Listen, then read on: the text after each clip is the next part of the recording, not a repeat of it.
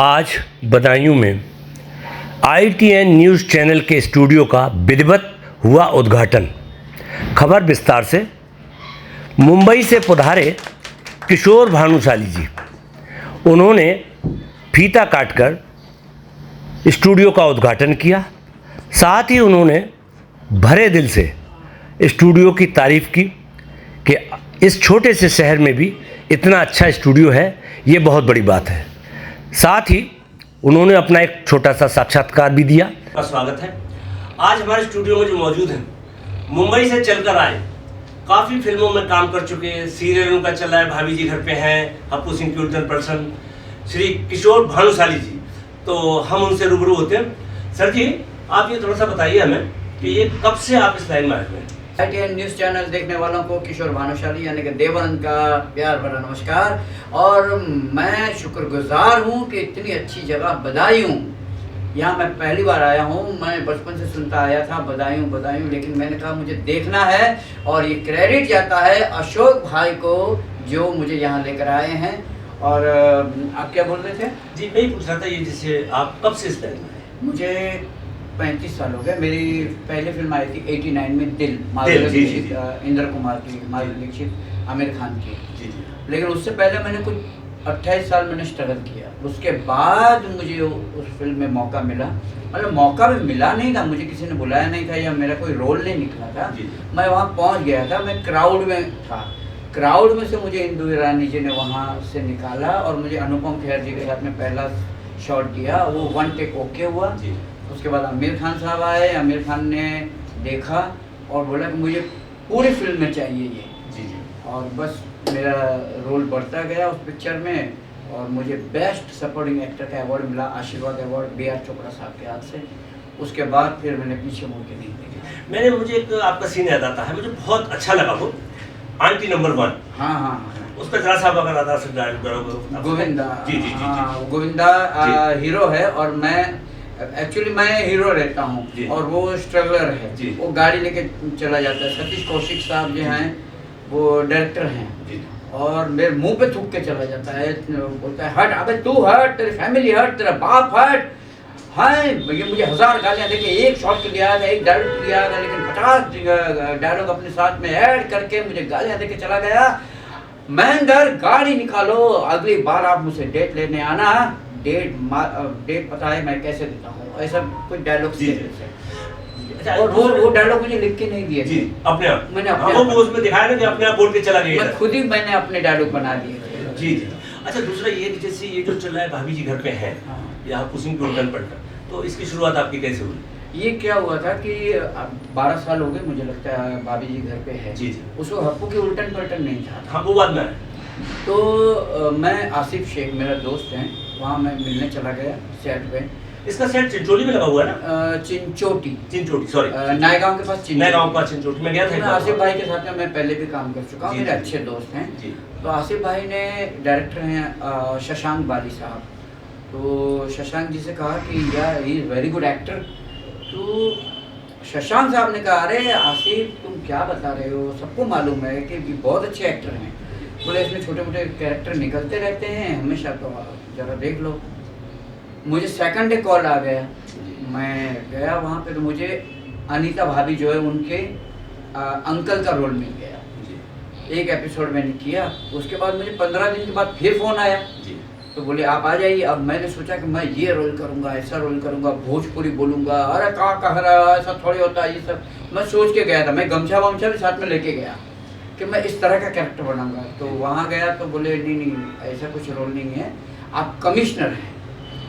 मैं कौन से एंगल से कमिश्नर लग रहा हूँ यार, मेरी तो एक तो हाइट ही 5.3 है, कमिश्नर होता है जैकी श्रॉफ, विनोद खन्ना।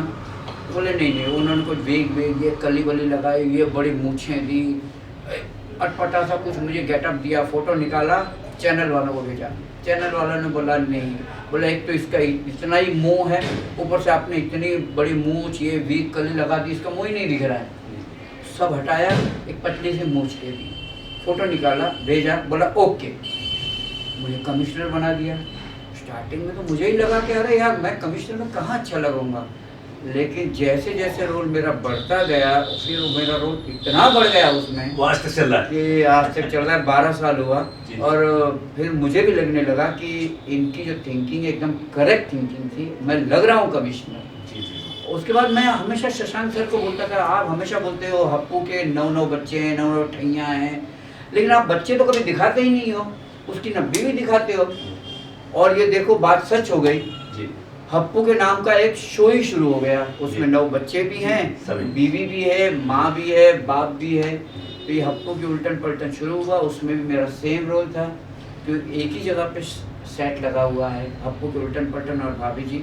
तो दोपहर को मैं भाभी जी में सीन करता हूँ, शूटिंग करता हूँ, शाम को यहाँ करता हूँ हप्पू में। इस तरह से अभी शुरू हो गया।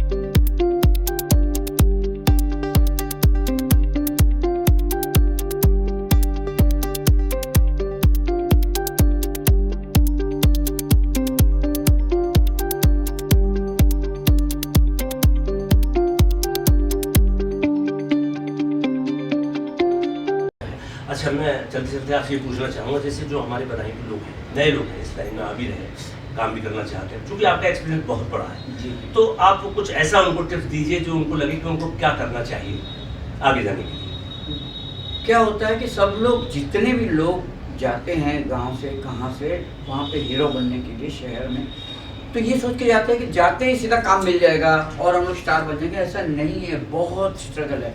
मैं मुंबई में रह के मैंने 28 साल मैंने स्ट्रगल किया हुआ है। तो आप यहाँ से ये मत सोच के जाइए कि मैं सीख लूँगा, नहीं, ऐसा नहीं। सीखना ख़त्म ही नहीं होता है। 35 साल के बाद मैंने 200 फिल्में की हैं, मैंने इतने सारे टीवी शोज किए हैं, हम लोग आज भी सीख रहे हैं। सबसे पहली बात है मुंबई में रहना, वहाँ कई लोग हैं जो 5-5, 6-6 लोग शेयरिंग करके रहते हैं। तो आप मेंटली ये सोच के जाइए, आपको रोज़ ऑडिशन देने हैं, वहाँ पे आपको रोज़ सीखना है। जाते ही आपको काम नहीं मिल जाएगा, ऑडिशन देंगे, वो ऑडिशन पास होगा, उसके बाद आपको कॉल आएगा। और आप ये सोच के जाइए कि शायद सक्सेस 1 साल में भी मिल सकता है, 1 महीने में भी, 1 हफ्ते में भी, 1 महीने में भी, मतलब 2 साल में भी मिल सकता है। उसकी कोई गारंटी नहीं है कब आपको सक्सेस, कोई सीमा नहीं है उसकी। स्ट्रगल बहुत है, मेहनत बहुत है। आपको जब ब्रेक मिल जाएगा उसके बाद स्ट्रगल आपका और बढ़ जाता है, क्योंकि ब्रेक मिलने के बाद आपको अपने आप को मेंटेन रखना है उस लाइन में। मैं आज भी मेहनत करता हूँ, आज भी स्ट्रगल करता हूँ इतने सालों के बाद।